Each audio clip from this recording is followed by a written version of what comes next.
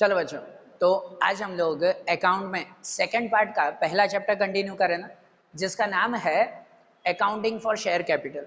देखो, इस चैप्टर में हम लोग फाइनल एक्सरसाइज के क्वेश्चंस देख रहे थे, आखिरी के सब मिक्स एंट्रीज हम लोग देख रहे थे, जिसमें एक्सरसाइज के क्वेश्चन नंबर 22 तक के हमने सम्स किए थे, और आज हमें फाइनल एक्सरसाइज का क्वेश्चन नंबर 23 देखना है। क्वेश्चन नंबर 23 आपकी टेक्स्ट बुक साथ में रखो, वही सब मिक्स एंट्रीज ही हैं इनमें भी, कि जैसे दिया हुआ है कि पंचविला मनोफ limited issued 7,50,000 equity shares at ₹10 each at a premium of 20% for public. 20% premium, 20% मतलब 10 रुपए के 20% अगर कहो तो होते हैं 2 रुपए। 2 रुपए का प्रीमियम हुआ इसमें। Amount called up per share is as under, application पे 4 रुपए, अलॉटमेंट पे 4 रुपए इंक्लूडिंग प्रीमियम, मतलब 4 रुपए में 2 रुपए का प्रीमियम, 2 रुपए का अलॉटमेंट, फाइनल कॉल के 3 रुपए। दिया हुआ application received for 11,25,000 shares, application for 75,000 share were rejected and amount paid on them was refunded. Pro rata allotment was made for 7,50,000 shares to the remaining applicants and excess application money was adjusted against the amount due on allotment. बराबर, 11,25,000 shares की application मिली, जिसमें 75,000 fully reject कर दिए और बाकी का pro rata में हमने रखा है, और जो प्रो राटा की अमाउंट अलॉटमेंट में एडजस्ट की है, जो हर सब में करते हैं वैसे ही।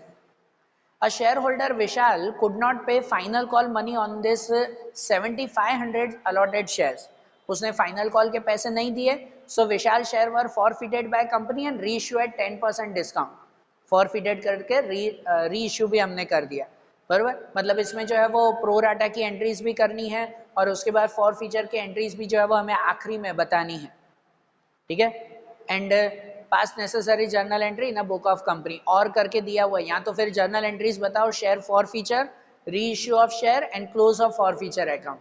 तो बात वही हुई, ये for feature and re issues मतलब वो पूरी एंट्री हमें करनी ही करनी है उनमें। सबसे पहले तो रफ वर्क ही करते हैं ना, यहाँ पर रफ वर्क कर लेते हैं कि कितनी एप्लीकेशन मिली, कितनी रिजेक्ट, कितनी एक्सेप्ट, कितनी प्रो राटा, वो पहले लिख देते हैं। कि देखो 11,25,000 शेयर्स की एप्लीकेशन मिली थी, जितनी एप्लीकेशन मिली 11,25,000 शेयर्स, उनके जो है वो हम 3 पार्ट्स करते हैं, कि जिसमें फुल्ली रिजेक्ट कितने हुए, फुल्ली एक्सेप्ट कितने हुए और प्रो राटा में कितने रहे। जिसके अंदर 11,25,000 में से दिए हुए हैं 75,000 शेयर्स वर रिजेक्टेड, 75,000 को फुल्ली रिजेक्ट किया यहाँ पर 75,000। बराबर, फुल्ली एक्सेप्ट में तो हमेशा जो इश्यूड शेयर्स होते हैं वही लिखते हैं, तो इश्यूड शेयर कितने हैं 7,50,000, तो 7,50,000 को हमने फुल्ली एक्सेप्ट किया और बाकी के प्रो राटा में, मतलब अगर 7,50,000 और 75,000 का हो तो वो हो जाते हैं 8,25,000।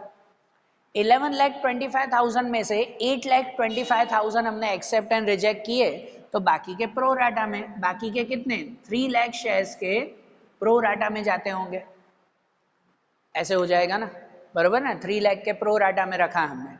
ये इतना रफ वर्क हो जाए ना तो सम करने में इजी रहता है। अब जैसे एप्लीकेशन की एंट्री करते हैं, तो एप्लीकेशन की एंट्री, सबसे पहली एंट्री उसकी आती है कि एप्लीकेशन के पैसे मिले, bank account debit to share application account, जिसमें एप्लीकेशन के कितने मिले 11,25,000 के एप्लीकेशन पे कितने मंगवाए हैं हमने 5 रुपीज मंगवाए हैं, तो 11,25,000 के 5 रुपीज अगर कहो तो वो हो जाते हैं 56,25,000। कितने हो जाएंगे 56,25,000। इतने रुपए की एप्लीकेशन मिली, फिर उनके साथ एंट्री करते हैं जितने रिजेक्ट कर दिए, जो रिजेक्ट कर दिए उसकी एंट्री साथ में रखते हैं, कि रिजेक्ट किए फुल्ली रिजेक्ट, तो एंट्री करते हैं share application account debit to bank account, share application to bank account.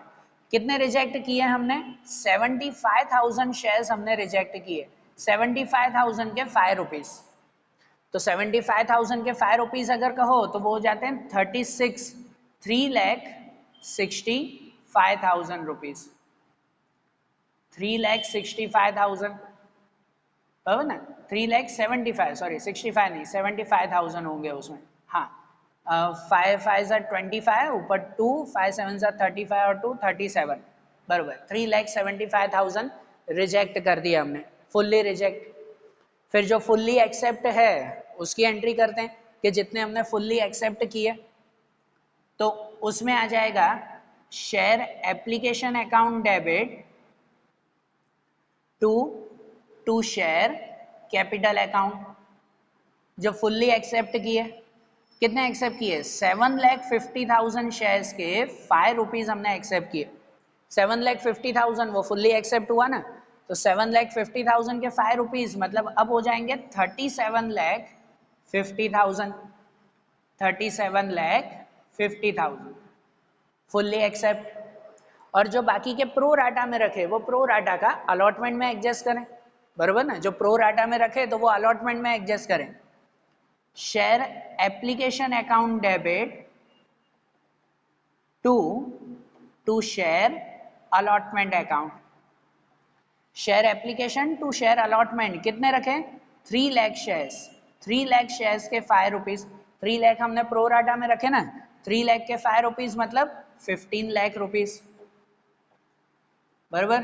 15 lakh वो अलॉटमेंट में रखे, मतलब अलॉटमेंट के वक्त ये हमें 15 लाख कम मिलेंगे बराबर। ये हो गई एप्लीकेशन की एंट्री। पहले एप्लीकेशन के पैसे मिले, रिटर्न किए, फुल्ली एक्सेप्ट किए और बाकी के प्रो राटा में रखे। रूल के हिसाब से यही 4 एंट्री रहती है ना उनमें बराबर। एप्लीकेशन खत्म, अब अलॉटमेंट की बारी। अलॉटमेंट की अब वही सिंपल एंट्री। सबसे पहले अलॉटमेंट के पैसे मंगवाना। अब कितने रुपए मंगवाए हैं? 4 रुपए मंगवाए हैं इंक्लूडिंग प्रीमियम। तो इंक्लूडिंग प्रीमियम तो अलग अलग लिखेंगे ना, पहले पैसे मंगवाते हैं तो कैपिटल और प्रीमियम अलग अलग लिखते हैं ना। मतलब अब यहाँ पे जो शेयर अलॉटमेंट के पहले पैसे मंगवाएंगे तो लिखेंगे share allotment account debit to share capital account. जो पहले पैसे मंगवाए वो कितने मंगवाए? 7,50,000 के 2 रुपीज, कैपिटल में 2 रुपीज और बाकी जो है वो प्रीमियम में 2 रुपीज, ऐसे हो जाएगा ना। तो 7,50,000 के 2 रुपीज अगर कहो तो वो हो जाते हैं 15 लाख। 15 लाख जो है वो हमने कैपिटल के मंगवाए। और ऐसे ही प्रीमियम में भी लिखेंगे कि प्रीमियम के भी मंगवाए हमने। Share allotment account debit to security premium account, to security premium, जिसमें 7,50,000 के 2 रुपीज, प्रीमियम में भी 2 रुपए ही हमने मंगवाए हैं, मतलब वो भी हो जाएंगे 15 लाख। 15 लाख हो जाएंगे वो भी। और फिर अलॉटमेंट के पैसे मिले हमें। फिर अलॉटमेंट के पैसे मिले जिसमें लिखते हैं bank account debit to share allotment account, कि जिसमें अलॉटमेंट के पूरे मिलेंगे नहीं, वो पहले हमने रिटर्न नहीं किए थे, वो अब अलॉटमेंट में कम मिलेंगे ना उतने। तो अलॉटमेंट में मंगवाए कितने? 7,50,000 के ओवरऑल 4 रुपीज मंगवाए। तो 7,50,000 के 4 रुपीज अगर कहो तो वो हो जाते हैं 30 लाख। 30 लाख हमने मंगवाए थे, लेकिन उसमें से 15 लाख तो हमने रिटर्न किए ही नहीं थे, वो तो अपने पास ही रखे थे 15 लाख। तो वो 15 लाख तो हमने अपने पास ही रखे थे, वो अब कम मिलेंगे ना। मतलब अलॉटमेंट के वक्त बाकी के मिलेंगे हमें 15 लाख रुपीज ही, ठीक है। अलॉटमेंट के वक्त बाकी के 15 लाख ही मिलेंगे हमें, सही बात है ना। ये हो गई आपकी अलॉटमेंट की एंट्री कंप्लीट। ये अलॉटमेंट खत्म हुआ और फिर कॉल की बारी। अलॉटमेंट में पहले कैपिटल और प्रीमियम पैसे मंगवाए, फिर उसके मिले। अब कॉल की बारी।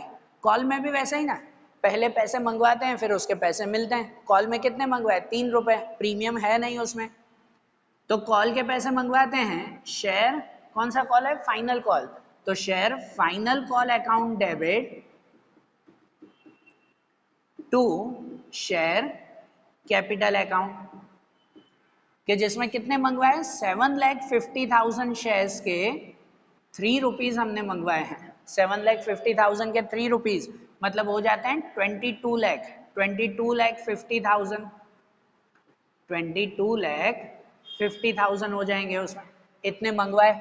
और फिर फाइनल कॉल के पैसे मिले, जिसमें एंट्री करते हैं हम लोग bank account debit to share final call account. तो इसमें पूरे पैसे मिले नहीं मिले ना। अब इसमें वही दिया है ना कि विशाल के पास 7500 शेयर्स थे, उसने फाइनल कॉल के पैसे नहीं दिए, बराबर।